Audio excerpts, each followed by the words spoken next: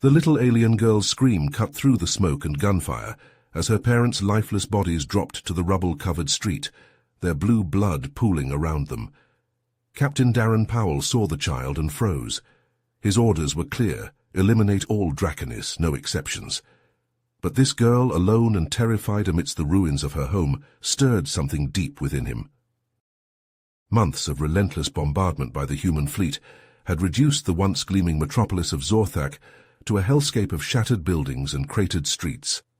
Darren led his squad of battle-hardened soldiers through the war-torn city, pulse rifles at the ready, heavy combat armor deflecting the occasional burst of enemy fire. Their mission was critical: secure the Draconis Central Command Center and cripple the aliens' ability to coordinate their forces.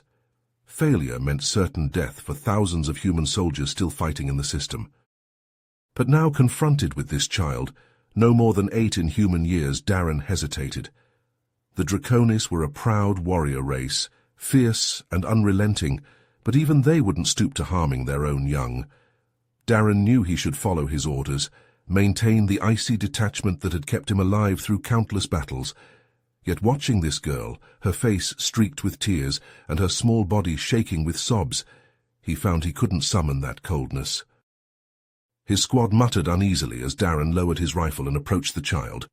They knew the risks, knew that any delay could cost them the mission and their lives. But Darren knelt before the girl, extending a hand in a gesture of peace. "It's okay," he said softly, hoping the translation software in his helmet could convey the gentleness in his voice. "I'm not going to hurt you." The girl recoiled, her eyes wide with fear and confusion. Darren couldn't blame her. To her, he must look like a monster, a faceless killer encased in armor still splattered with her people's blood. But slowly, tentatively, she reached out and took his hand, her small fingers dwarfed by his armored glove. Darren knew in that moment that he would protect this child no matter the cost. He would defy orders, risk court-martial, even face down the fury of his own squad. Because in the midst of all this death and destruction, this small act of compassion felt like the most important thing in the universe. He stood, the girl's hand still clutched in his, and turned to face his squad. "She's coming with us," he said, his voice hard with resolve. "We complete the mission, but we keep her safe, understood?" There was a moment of tense silence, broken only by the distant thunder of artillery. Then, one by one, his soldiers nodded. They knew the stakes, knew the price of disobedience, but they also knew their captain and the unwavering loyalty he inspired. And so, with a trembling alien child in tow, Captain Darren Powell and his squad set off once more into the heart of the shattered city, determined to carry out their mission and maybe, just maybe, save one innocent life amidst all the carnage. The sharp tang of ozone filled Darren's nostrils as he crouched behind a shattered console, pulse rifle clutched tight. Keed huddled beside him, her small form trembling against his armored side. Around them, the Draconis Central Command Center lay in ruins, the once pristine corridors now littered with the bodies of fallen soldiers, both human and alien. Darren's squad had fought hard to secure the complex, pushing through waves of Draconis warriors with grim determination. But the cost had been high. Half his men lay dead or dying, their blood mingling with that of their enemies on the cold metal floor. A sudden movement caught Darren's eye, and he spun, rifle at the ready. But it was only Corporal Jansen, his face pale beneath his shattered helmet. "All clear, Captain," he said, his voice rough with exhaustion and grief. "We've secured the command center." Darren nodded, allowing himself a moment of relief, but it was short-lived. As he scanned the room, he caught a flicker of movement in the shadows. "Contact!" he yelled, shoving Keed behind him as a barrage of plasma fire erupted from the darkness. Draconis commandos, their armor a sleek, menacing black, poured into the room, weapons blazing. At their head strode a towering figure, his eyes glinting with malice beneath his horned helmet. Commander Zorgoth, Darren realized with a surge of dread, the butcher of Kralthor himself. Darren's men fought back with everything they had, but they were outmatched and outnumbered. Plasma bolts seared the air, finding gaps in armor with sickening precision. Jansen went down, his chest a smoking ruin. Then Miko, her scream cut short as a bolt took her in the throat. Pain exploded in Darren's shoulder as a plasma round found its mark. He staggered, his vision blurring, rifle slipping from suddenly nerveless fingers. Through the haze of agony, he saw Zorgoth striding towards him, a cruel smile twisting his alien features. But then Kaid was there, throwing herself between them, her small voice rising in desperate pleas. Zorgoth faltered, his eyes widening in disbelief at the sight of a Draconis child shielding a human. For a heartbeat, he hesitated, his finger tightening on the trigger. It was all Darren needed. With a roar of effort, he snatched up his fallen rifle and fired, the bolt catching Zorgoth square in the chest. The Draconis commander crumpled, his armor smoking, and the remaining commandos fell back, retreating into the depths of the complex. Darren slumped against the console, his breathing ragged, shoulders screaming with pain. He knew he couldn't go on, not like this. "Jansen," he called, his voice weak. "Take the others and get out of here. Call for extraction." Jansen hesitated, his eyes flickering to Kaid. "But Captain, what about you and the girl?" Darren shook his head. "I'll find another way out. Just go, that's an order." He met Jansen's gaze, seeing the conflict there. "I'll be fine. We both will." Jansen nodded, gathering the remaining squad members and heading for the exit. Darren watched them go, then turned to Kaid, offering her a reassuring smile. "Looks like it's just you and me, kid. Let's find a way out of this mess." Together they set off into the labyrinthine corridors of the command center, Kaid's small hand clutched tight in Darren's. The battle was far from over, but in that moment the bond between them felt unbreakable, a flicker of light in the darkness of war. The dimly lit corridors of the Draconis Central Command Center's lower levels stretched out before Darren and Kaid as they searched for an alternate escape route. The air was thick with the acrid smell of burnt circuitry and the coppery tang of blood. Darren kept his pulse rifle at the ready, his senses heightened, alert for any sign of danger. Kaid followed close behind, her small hand gripping the edge of his armor. Suddenly she let out a gasp, pointing towards a shadowy alcove. Darren tensed, raising his rifle, but as his eyes adjusted to the gloom, he realized what had caught Kaid's attention. Huddled in the alcove was a group of wounded Draconis civilians, their scales dull and their eyes filled with pain and fear. Among them, Darren recognized a young male, his features bearing a striking resemblance to Kaid's. The girl let out a cry of recognition and rushed forward, throwing her arms around the Draconis youth. "Zortak!" she exclaimed, her voice thick with emotion. "I thought I'd lost you." The young Draconis, Zortak, held his sister tight, but his eyes narrowed as they fell upon Darren. "What is this human doing here?" he hissed, his voice laced with suspicion and hostility. Darren slowly lowered his rifle, holding up his hands in a gesture of peace. "I mean you no harm," he said, keeping his voice calm and even. "I've been protecting your sister. She saved my life." Zortak's gaze flickered between Darren and Kaid, confusion and doubt warring in his eyes. But as he took in the way Kaid clung to the human soldier, the trust and affection evident in her small face, his hostility began to fade. "Very well," he said grudgingly. "If Kaid trusts you, then I will accept your help." Darren nodded, kneeling beside the wounded Draconis civilians. He had received basic medical training as part of his soldier's education, and he put that knowledge to use now, assessing their injuries and doing what he could to tend to them with the limited supplies at hand. As he worked, he could feel the Draconis' initial wariness and fear slowly giving way to a tentative trust and respect. For the first time, they saw him not as an enemy combatant, but as a fellow being, one who sought to help rather than harm. With the wounded stabilized, Darren and his unlikely allies continued their journey through the command center's lower levels. The corridors grew narrower and more labyrinthine, the air heavy with a sense of foreboding. Suddenly, they found themselves standing before a heavily guarded door. The Draconis script on its surface, identifying it as a research laboratory. Darren's instincts screamed at him that something was wrong, that they needed to investigate further. With Zortak's help, they managed to bypass the door's security systems and slip inside. What they found within made Darren's blood run cold. The laboratory was filled with advanced scientific equipment, much of it bearing the distinctive markings of the Draconis military. But it was the central display that drew Darren's eye, his heart hammering in his chest as he read the data scrolling across the screens.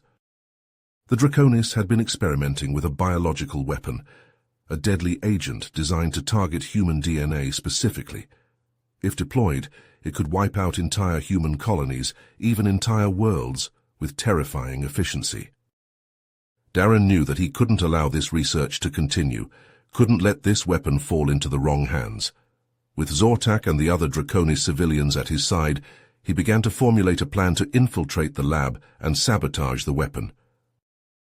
But just as they were about to put their plan into action, the door to the lab slammed open, revealing a patrol of heavily armed Draconis warriors. At their head, his eyes blazing with fury and hatred, stood Commander Zorgoth, very much alive despite their earlier encounter. Plasma bolts filled the air as the warriors opened fire, Darren and his allies diving for cover behind the lab's equipment. Darren returned fire, his pulse rifle spitting deadly energy, Zortak and the other Draconis fighting beside him with a fierce determination. It was a battle unlike any Darren had ever experienced, human and Draconis fighting side by side against a common foe. The fate of both their species hung in the balance, the outcome of this single, desperate struggle potentially deciding the course of the entire war. Plasma scorched the air, consoles exploded in showers of sparks, the stench of ozone and burnt flesh filling the lab. Darren gritted his teeth, his shoulders screaming with pain as he fired again and again, determined to protect not only his own life, but those of Kaid and the other Draconis civilians who had placed their trust in him. The acrid smell of plasma fire and burnt flesh hung heavy in the air as Darren surveyed the aftermath of the battle. Zorgoth lay dead, his once menacing form now a crumpled heap on the blood-slicked floor.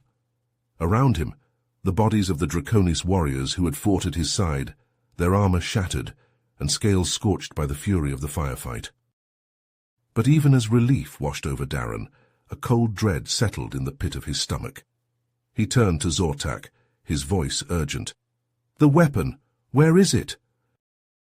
Zortak, his face grim, shook his head. "It's gone. They must have moved it while we were fighting." Darren's mind raced, the implications of this revelation hitting him like a physical blow. If the Draconis deployed that biological weapon, it would mean the end of the human race. Millions, billions dead, entire worlds wiped clean of life. He couldn't let that happen. "We have to find it," he said, his voice hard with resolve. "We have to stop them." But even as the words left his mouth, Darren knew that time was running out. The Draconis would be on high alert now, their security tightened to the breaking point. They needed a plan, and they needed it fast. And then, in a moment of cold clarity, Darren knew what he had to do. He turned to Zortak, his eyes meeting the young Draconis' gaze. "I'm going to surrender myself to the Draconis military." Kaid let out a cry of protest, her small hands clutching at Darren's armor. "No, you can't!" Darren knelt, taking Kaid's hands in his own, his heart breaking at the tears that streamed down her face. "I have to, Kaid. It's the only way." He looked up at Zortak, seeing the understanding dawning in the Draconis' eyes. "I'll tell them I have information about the human defenses. Buy you time to find the weapon and destroy it." Zortak nodded, his expression grim but determined. "We won't let you down, Darren. We'll find it. We'll end this." Darren rose, gently disentangling himself from Kaid's grasp. He looked down at the girl who had come to mean so much to him, memorizing every detail of her face. "Be brave, Kaid. I'll come back to you. I promise." And then, with a final nod to Zortak and the other Draconis civilians, Darren turned and strode out of the lab, his hands raised in surrender as he called out to the Draconis soldiers he knew would be waiting beyond. As the soldiers surrounded him, their weapons trained on his every move, Darren felt a strange sense of calm settle over him. He knew the risks, knew the pain and suffering that likely awaited him. But he also knew that this was the only way, the only chance they had to save both their peoples from annihilation. He just hoped that Zortak and the others would be able to finish what he had started. The journey to the Draconis High Council passed in a blur of rough hands and barked orders. Darren's mind focused only on maintaining his cover, on selling the lie that he was a traitor to his own kind. He was dragged before the council members, their eyes cold and calculating as they surveyed him from their raised dais. And then the interrogation began, and Darren's world dissolved into a haze of pain and blood. They questioned him relentlessly, demanding to know the secrets of the human defenses, the weaknesses they could exploit. And through it all, Darren held fast to his story, weaving a tale of half-truths and outright lies, drawing upon every scrap of knowledge he had gleaned from his time with Keed and the others. He spoke of dissent among the human ranks, of factions and infighting that left them vulnerable. He hinted at secret supply lines, at hidden bases ripe for the taking. And all the while, he watched the council members gauging their reactions, sowing the seeds of doubt and confusion wherever he could. It was a delicate balancing act, a high-wire dance over the razor's edge. One slip, one inconsistency, and they would know him for the liar he was. But Darren held firm, gritting his teeth against the pain, forcing himself to maintain his facade even as his body screamed for release. And through it all his thoughts remained with Zortak and the others, out there somewhere in the depths of the Draconis stronghold, fighting their way towards the weapon that could doom them all. He pictured Kaid's face, her eyes wide with fear and trust, and he knew that he would endure anything, sacrifice anything to keep her safe, even if it meant his own life. The minutes stretched into hours, the hours into an eternity of agony and deceit. Darren's vision blurred, his mind teetering on the brink of unconsciousness. But still, he held fast, clinging to his lies like a drowning man to a lifeline. And then, just as he felt his grip on reality beginning to slip, a commotion erupted outside the council chamber. Shouts and the sounds of weapons fire, the unmistakable smell of plasma scorching the air. Zortak and the others had found the weapon. The final battle had begun. The council members erupted into a frenzy of activity, barking orders and demanding updates. In the chaos, Darren was forgotten, left to slump against his bonds as the world around him descended into madness. He could only pray that Zortak would be successful, that the weapon would be destroyed before it could be unleashed upon the galaxy. He pictured the young Draconis, his face set with grim determination as he fought his way through the facility, Keed and the others at his side. And then, as suddenly as it had begun, the commotion outside the chamber ceased. An eerie silence fell, broken only by the ragged breathing of the council members and the pounding of Darren's own heart. He raised his head, his eyes straining to see through the haze of pain and exhaustion, and there, framed in the shattered doorway of the chamber, stood Zortak, his armor scorched and his scales slick with blood, but his eyes alight with triumph. "It's done," he said, his voice ringing out in the stillness. "The weapon is destroyed." Darren felt a surge of relief wash over him, so intense that it left him dizzy. They had done it. Against all odds, they had saved both their peoples from annihilation. But even as the council members reeled in shock and disbelief, Darren saw the toll the battle had taken on Zortak and the others. Many of the Draconis civilians lay dead or dying, their bodies strewn across the floor of the chamber, and Zortak himself swayed on his feet, a deep gash across his chest seeping blood with every ragged breath. The price of victory had been high, but as Darren met Zortak's gaze across the chamber, he knew that it had been worth it. They had forged an unlikely alliance, human and Draconis working together to save both their kinds.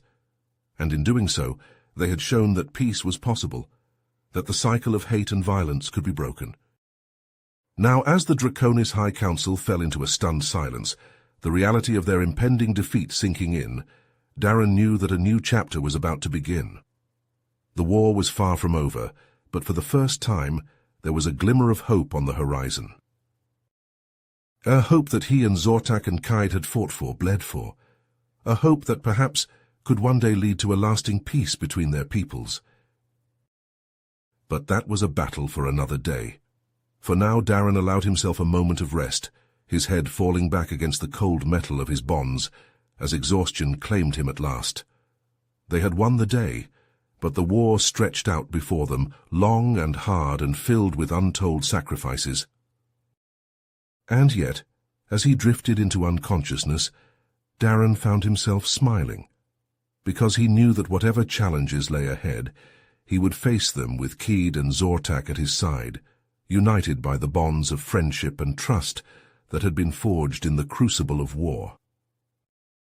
Together, they would build a better future. Together they would find a way to heal the wounds of the past and build a new world from the ashes of the old. It was a promise, a vow that Darren held close to his heart as the darkness claimed him, a promise that he would keep no matter the cost. Darren blinked against the harsh glare of the lights as he was dragged into the Draconis High Council chamber once more. His body ached from the hours of interrogation, his mind hazy with exhaustion. But as he looked up at the council members, he saw something new in their eyes, a weariness, a resignation that hadn't been there before. "Captain Powell," the head councillor said, his voice heavy with fatigue, "we have discussed your situation at length. In light of the destruction of the biological weapon and the heavy losses our forces have suffered, we have decided to offer a ceasefire to your people." Darren's heart leapt in his chest, hardly daring to believe what he was hearing. A ceasefire, an end to the fighting, the bloodshed, a chance for peace. "And what of me?" he asked, his voice hoarse from disuse. The councillor sighed. "As a show of good faith, we will release you to your people. But know this, Captain, the war may be over, but the wounds it has inflicted will take generations to heal. There can be no true peace between our kinds, only a fragile truce." Darren nodded, too exhausted to argue. As the guards released his bonds and led him from the chamber, his thoughts turned to Keed and the others. He had to find them, had to make sure they were safe. The journey back to the ruins of Zorthak passed in a blur, Darren's mind numb with fatigue and emotion. But as he picked his way through the rubble-strewn streets, a familiar figure caught his eye. "Keed!" he called out, his voice cracking with relief. The girl turned, her eyes widening as she saw him. She ran to him, throwing her arms around his waist, her small body shaking with sobs. Darren held her close, feeling the weight of all they had endured together. But as he looked up, he saw the surviving members of their group approaching, their faces somber, and then he noticed who was missing. "Where's Zortak?" he asked, dread settling in the pit of his stomach. One of the Draconis civilians, an elderly female, stepped forward, her eyes filled with grief. "He didn't make it, Captain. His injuries were too severe." Darren felt as if the ground had dropped out from under him. Zortak, the brave young warrior who had fought at his side, who had helped him save Keed and destroy the weapon. Gone, just like so many others. Keed's sobs redoubled, her small frame shaking in Darren's arms. He held her tighter, feeling the full weight of her loss, of all their losses. Around them, the human forces were preparing to withdraw, the terms of the ceasefire already being put into effect. Darren knew he should be going with them, returning to his own people. But as he looked down at Keed, he felt a wrenching sense of indecision. How could he leave her after all they had been through together? She had no family left, no one to care for her in the aftermath of the war. But he was a soldier, sworn to serve his own kind. He couldn't take her with him, couldn't expose her to the prejudice and hostility she would face among the humans. In the end, he knew there was only one choice he could make. With a heavy heart, he knelt down to face Keed, taking her small hands in his. "Keed, I have to go," he said softly, his voice thick with emotion. "I have to return to my people." Her eyes filled with fresh tears, her lower lip trembling. "But I don't want you to go," she whispered, her voice small and lost. Darren's heart ached, but he forced himself to continue. "I know, but you'll be safe here with your own kind. They'll take care of you, help you rebuild." He glanced up at the Draconis civilians, seeing the understanding in their eyes. They would look after Keed, he knew. They would give her the love and support she needed to heal, to grow. With a final embrace, he released her, standing to face the others. "Keep her safe," he said, his voice rough with emotion, "and know that I will never forget what we shared, what we fought for together." And then he was gone, striding away towards the waiting human transports, his heart heavy with the knowledge that he was leaving a piece of himself behind. As the fleet lifted off from the surface of Draconis, Darren stood at the viewport of his ship, watching as the ruins of Zorthak grew smaller and smaller in the distance. His thoughts lingered on Kaid, on Zortak, and all the others who had given their lives in the war. So much sacrifice, so much loss, and for what? A fragile peace, a tenuous ceasefire that could shatter at any moment. He couldn't help but wonder if it had all been worth it. Months passed, the ceasefire holding as both sides licked their wounds and struggled to rebuild. Darren returned to his duties, but a part of him remained on Draconis, with the little girl who had changed his life. And then one day a message arrived. Darren stared at the screen, hardly daring to believe what he was seeing. It was from Kaid, her face older and wiser than he remembered, her eyes shining with a new strength and purpose. "Darren," she said, her voice clear and strong, "I wanted you to know that we are rebuilding. My people, guided by the lessons you taught me, the principles of cooperation and understanding. It hasn't been easy, but we are making progress." Darren felt a swell of pride and emotion, a sense of validation for all they had endured. But Kaid's next words sent a chill down his spine. "But there are still those who harbor resentment, who cling to the old hatreds. The peace we fought for is fragile, Darren. It could shatter at any moment." He leaned back in his chair, feeling the weight of her words. She was right, he knew. The scars of the war ran deep on both sides. It would take more than a ceasefire, more than a few months of tentative rebuilding to truly heal the wounds they had inflicted on each other. But as he looked at Kaid's face, at the strength and wisdom in her eyes, he felt a flicker of hope, because he knew that, for a brief moment amidst the chaos and the destruction, they had forged something rare and precious. A bond that transcended the barriers of race and culture, a connection born of shared hardship and sacrifice. And that bond, he knew, would endure. Even if the peace they had fought for proved fleeting, even if the future remained uncertain, he would always carry a piece of Kaid with him, just as she would carry a piece of him. For in the end, that was what truly mattered.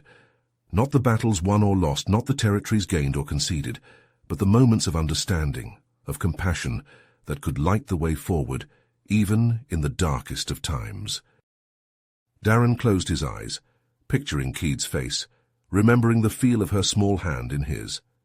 And he made a silent promise, to himself and to her, that no matter what the future held, he would never forget the lessons they had learned, the bond they had forged. For in a universe divided by hatred and fear, it was those bonds, those moments of connection, that held the key to lasting peace. And as long as he held fast to that truth, as long as he carried Kaid's memory in his heart, he knew that there was still hope for a better tomorrow. You have reached the end of the story.